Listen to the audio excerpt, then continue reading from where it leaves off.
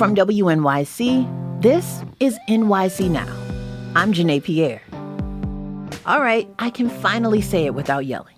The New York Knicks are headed to the NBA Finals. The team's sweep to win the Eastern Conference Championship energized fans across the city and has others in disbelief. On today's episode, we're talking about what this moment means for Knicks fans of all generations. But before we get into that, here's your local news headlines. The New York State budget is finally done, and it's already an issue in the gubernatorial election. Hours after state lawmakers approved the $268 billion spending plan, Republican candidate Bruce Blakeman was outside the Capitol denouncing its size. That's obscene. That's costing every taxpayer a tremendous amount of money that makes it less affordable for them to live in this state. The Nassau County executive says he would scrutinize large programs like Medicaid. He says New York spends twice as much as Florida, which has a higher population. Governor Kathy Hochul is defending the budget. She's touting a provision that will send rebate checks to more than 8 million New Yorkers. So we are managing our money well by being able to expand programs, but also not have to put more of a burden on New Yorkers' backs. All budget bills have officially been signed by the governor. JFK Airport will serve as an arrival hub for travelers flying into the U.S. from countries affected by an Ebola outbreak happening overseas. The Centers for Disease Control and Prevention says U.S.-bound passengers coming from the Democratic Republic of the Congo, Uganda, or South Sudan will be rerouted to JFK or 3 other airports before heading to their final destinations. Travelers will be escorted to designated screening areas to complete questionnaires about their travel history. Then they'll be observed by CDC staff for symptoms. Anyone showing signs of illness will be transferred to a hospital for further evaluation and isolation. The World Health Organization says the outbreak, which is centered in the Congo, has killed more than 200 people. State public health officials say there's no immediate risk to New Yorkers.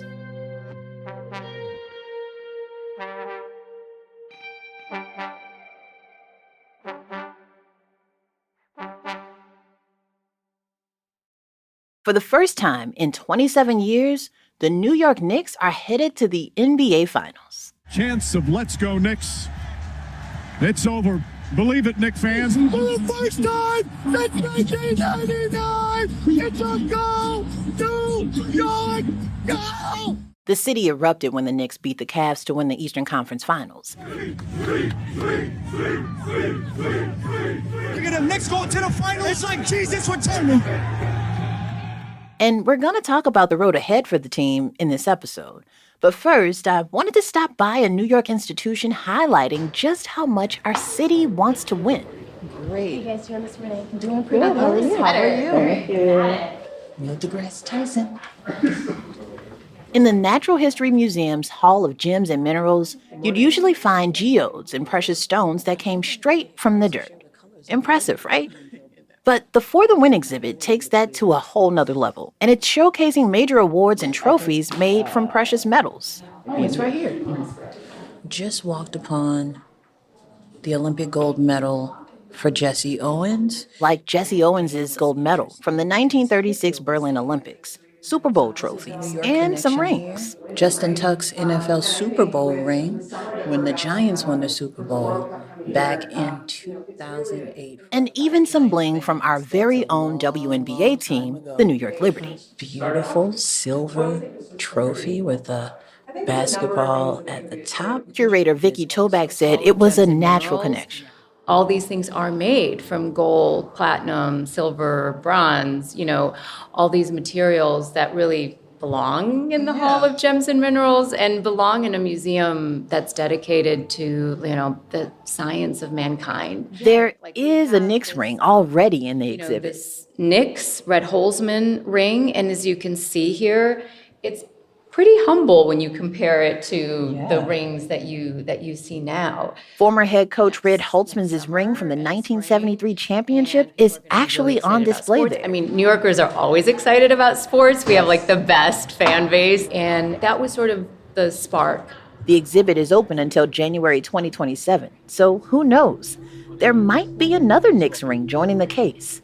Fingers crossed. Let's talk more about the Knicks, shall we? We'll do that on the other side of the break. Stay close.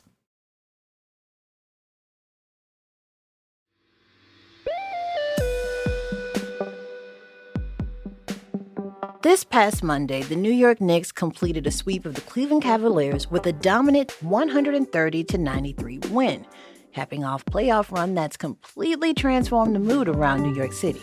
Fans packed bars, flooded the streets outside of Madison Square Garden, and are suddenly starting to believe that this team could bring New York its first NBA championship in more than 50 years. I had to hit up sports reporter Priya Desai, who has been following the Knicks' playoff run.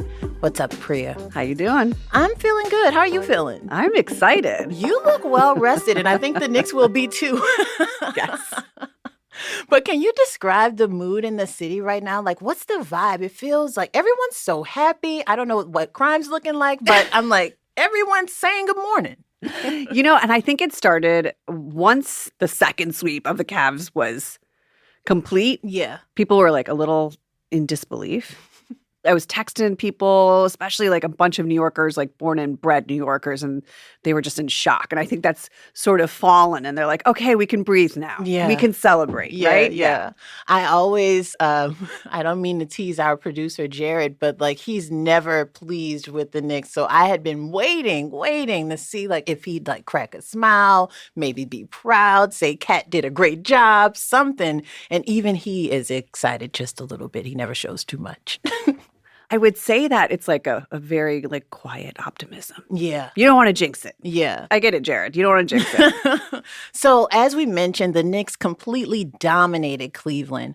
I'm wondering what impressed you most about the team and the way they handled the Eastern Conference Finals?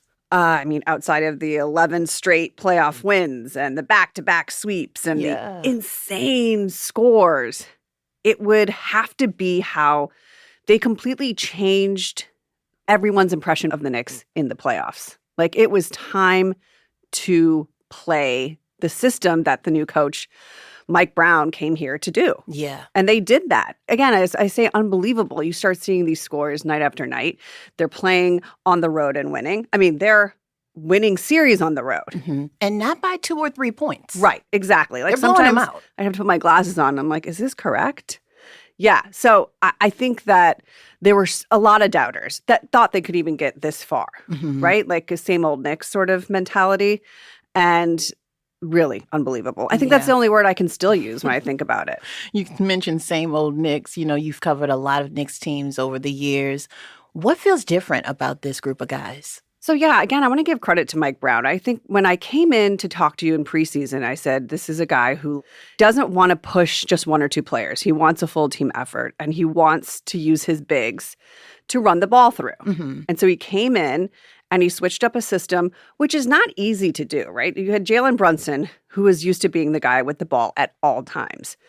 And to come in and say, okay, now that ball is going to be shared by everyone, not only our stars, but our role players, that takes a special kind of coaching. And I think if anything comes out of this, it's going to be Mike Brown probably on like the corporate business circuit giving his like speeches about how to get everyone involved and how to deal with egos and how to deal with making a group of people actual competitors and friends. Like, these guys look, right? they look close happy and happy. Yeah, exactly. Yeah, it's like really team ball. Like, you're having fun. Yeah, for sure. Yeah.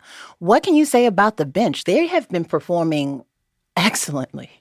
So here's the thing. To go through a big like Cat, that means Jalen Brunson's taking last shots, but Cat is taking last shots too, which means your role players are active players. Mm-hmm. They're no longer just sort of waiting in the wings to see how they can help. And I think that Mike Brown went in player to player and said, okay, OG, what can we get for you? What are your strengths? What are your weaknesses? We'll focus on your strengths. And like, he has really developed OG into, I think, especially a defensive player that was missing on a lot of his former teams. Yeah. OG definitely another one who has truly stepped up this postseason.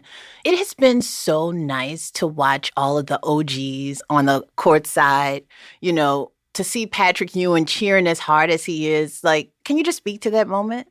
I think it was really a cool moment to see of all cities in Cleveland, all these New York Knicks, greats, who have been a really big part of what it means to be a Knick, but maybe necessarily haven't seen a lot out of this team, at least in the last 2 decades. Yeah.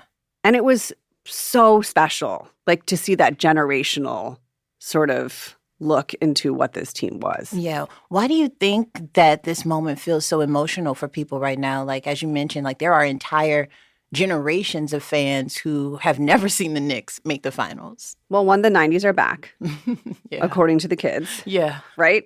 I love that. But seriously, I think nostalgia is a big part of this. You have kids that have never known what it means to have a really good Knicks team. Or you have kids that are always waiting for the other shoe to drop, right? And I dealt with it, covering the team for 10 years. You're like, okay, great. Carmelo Anthony's, the Knicks got him. This is going to be a great year. Okay, we're going to try. Phil Jackson's here. Oh, Here we go. This is going to be it. Yeah. These fans put in all their faith, and then the other shoe drops. And so now you have a team that you can share with your parents, with your older siblings, a way to bond with families. I think it's really sweet. Yeah. And, you know, I have been bringing this up over and over, but the Knicks also have the blessing of the Pope. Is that right? Yeah. I didn't see that. Yeah, there was a Knicks fan outside of the Vatican as the Pope was riding along, you know, waving to folks outside, and the young man was like, "Go Knicks! Pope Leo, go Knicks!" And the Pope turns around to this young man and throws a thumbs up. I love it. Yes. That's because the Knicks are an international team and an international logo. And going back to the teams of the 90s, they really shaped what it was to like wear a New York Knicks hat. Mm-hmm. Okay, Priya. So now comes the question that New Yorkers almost seem afraid to ask, and I'm going to ask it now. How real does a championship suddenly feel for the New York Knicks? I think the most important thing is no matter who wins between OKC and the Spurs, because we don't know yet at this point, Right. either one of those teams are only going to be on 3 days rest. The Knicks are on a 9-day rest. Vacation. Huge, huge advantage. Mm-hmm. The other shoe did drop, as I said, which usually happens with the Knicks, and Mitchell Robinson injured. But reports are saying that he will play in game 1, which he has to. But if he can play, he has to play. And I think that will add to the lore, quite frankly. It's not, I don't want to say what is a major injury. I'm no doctor, but it's a pinky injury. Yeah, and he's not like a major shooter. So I think they'll put him on the court. His presence is very much important. And I know there are a lot of people, Becky Hammond, that like to say things like, oh, the West Coast has the best teams. Fine. Add that to the Knicks lore. I feel like that kind of talk only gives more energy to this team specifically. Yeah. As we mentioned, as of this recording, we don't know who the Knicks will be facing off with for the NBA Finals. However, which team do you think the Knicks could face off better against? I have my own thoughts, but I'm eager to hear yours. I think that OKC are champs for a reason. And I understand with the Spurs, you have Wemby, and he's this phenomenal giant. But a championship team is a championship team. Yeah. So I think either team is going to be really fun to watch. I think if you're a Knicks player, you hope that it's the Spurs. Just my thoughts. I'm no coach, as you say. I'm no coach. In fact, you are. Sports reporter Priya Desai. Thank you so much for joining me. And I didn't know we'd be having this conversation, but I am so happy to have had it. Thank you. Go Knicks, go. This has been NYC Now. I'm Janae Pierre. Thanks so much for listening. Have a lovely weekend. See you next time.